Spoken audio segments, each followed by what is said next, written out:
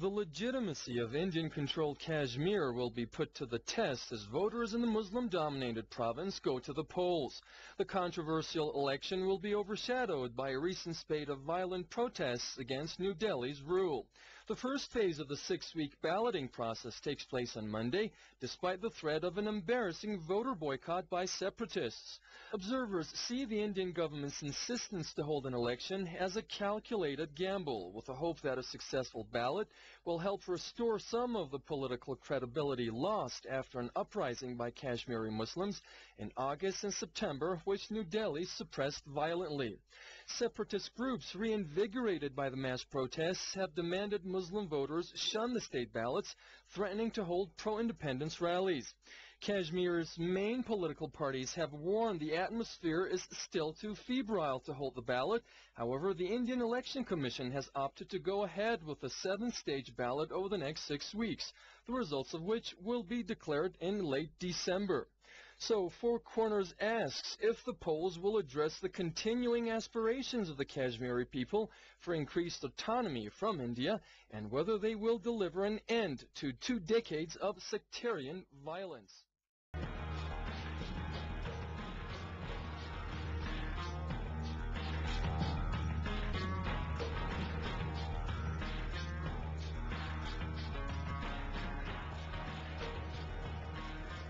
Hello and welcome to Four Corners on Press TV. I'm Zubin Zarwan here in Tehran. But on Four Corners, we have in London Muzzammil Thakur from the World Kashmir Freedom Movement. In Islamabad, we have Ahmad Raza Kasuri, a strategic analyst. And here goes the debate. Now, let me start off with you, Mr. Kasuri. Now, Azad Party candidate, I think it's Osman Majid, who says that ballots will prove to be more effective than bullets so far as determining the status of Jammu and Kashmir is concerned. Now, if we, in light of the bad memory in the annals of rigged elections in Kashmir that give no precedent whatsoever for fair and free polls in that region, now, how do you see that coming? Well, the elections which are taking place in the valley are sham elections. If India, by any stretch of imagination, feels that this will be a substitute to the burning question of Kashmir, and that it will dampen their the reaction which is there against the New Delhi in the valley, that will be cool or damped, well, they are sadly mistaken. Because in this election, all parties, Hurriyat Conference and Jammu and Kashmir Liberation Front, 2 major parties which represent the ethos and the aspiration of the people of Jammu and Kashmir, they have boycotted the election. The only 2 parties which are participating is the National Conference and People Democratic Party. But these 2 parties who are participating in this election, they too have their apprehension and reservation about this election. Firstly, that it's taking place in winter, and then it is spread on almost 6 weeks in 7 phases. Actually, this election is taking place right under the bayonets of the Indian Army, which is almost close to 9 lakh spread all over the valleys, and that virtually create doubts in the minds of the international community about the genuineness of the election.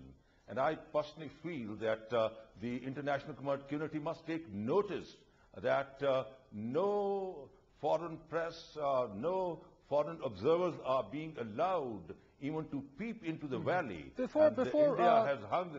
Mr. Kessler, before going into that foreign observers issue, I want to make an adjustment to the panel and then go quickly to London. Now, we have from Kashmir joining us over the phone lines, Shabir Ahmad, a political analyst. Welcome to you, sir.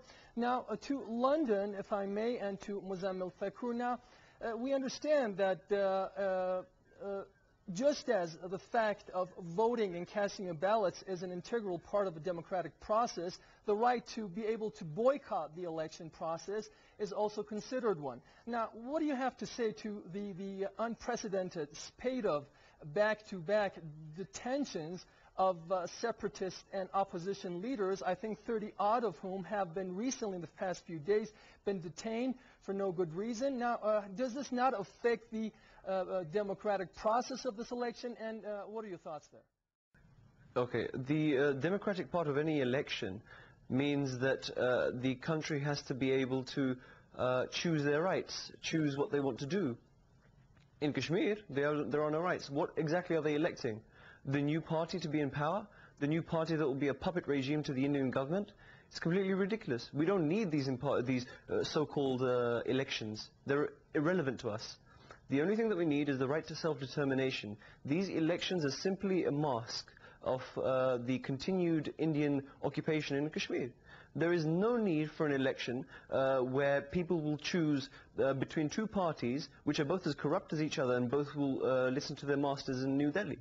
It is completely illogical to demand that the people of Kashmir, in the middle of winter, when the snow has just started to fall, should queue up for 6 weeks and decide the fate of who should kill them next, be it the PDP or be it the National Conference. What they need instead is free and impartial elections in Kashmir, a plebiscite to be held under UN auspices through an independent network where they can decide what they want to do with their existence. Do they wish to be a part of Pakistan? Do they wish to be a part of India? Or do they wish to be independent? This is the only answer. Okay, there is no quickly reason to Kashmir, to Shabir Ahmad. Now, how representative do you think this state assembly elections held today has truly been? See, the elections here in Kashmir can be said to be a representative to some extent.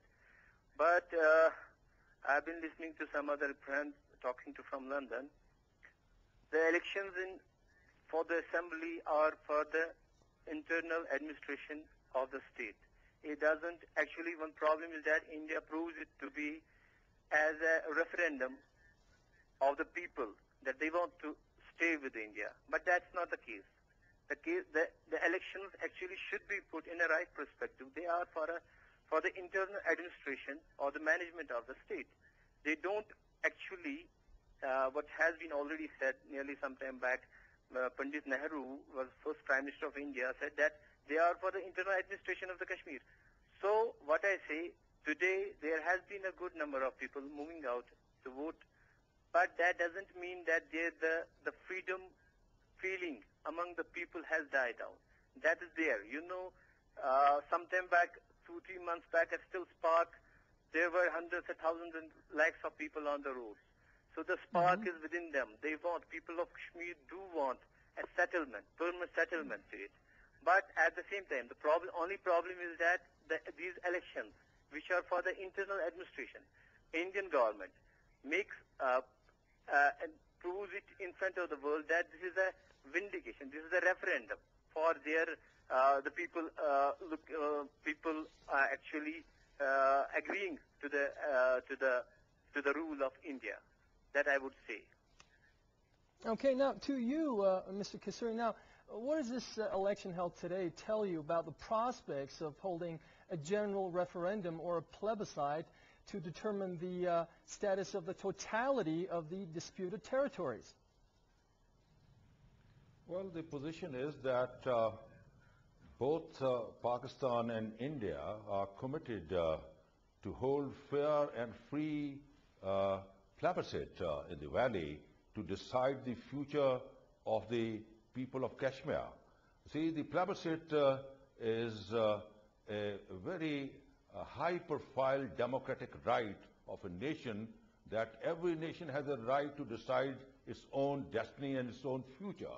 This is also called in America the Wilsonian concept of democracy. It was Woodrow Wilson who gave this concept of plebiscite, and this is the highest form of democracy. So what the people of Valley are looking for is a plebiscite to decide their future, whether they would like to go with Pakistan or India, or if they would like to be independent. Because people of Kashmir are not like cattle which have to be driven by the stick as India is doing.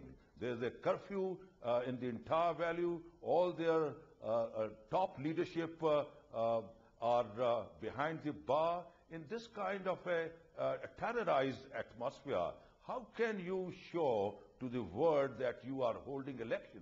Beside elections, as far as the Hurriyat Conference and the JKLF is concerned, they feel that this is not a substitute.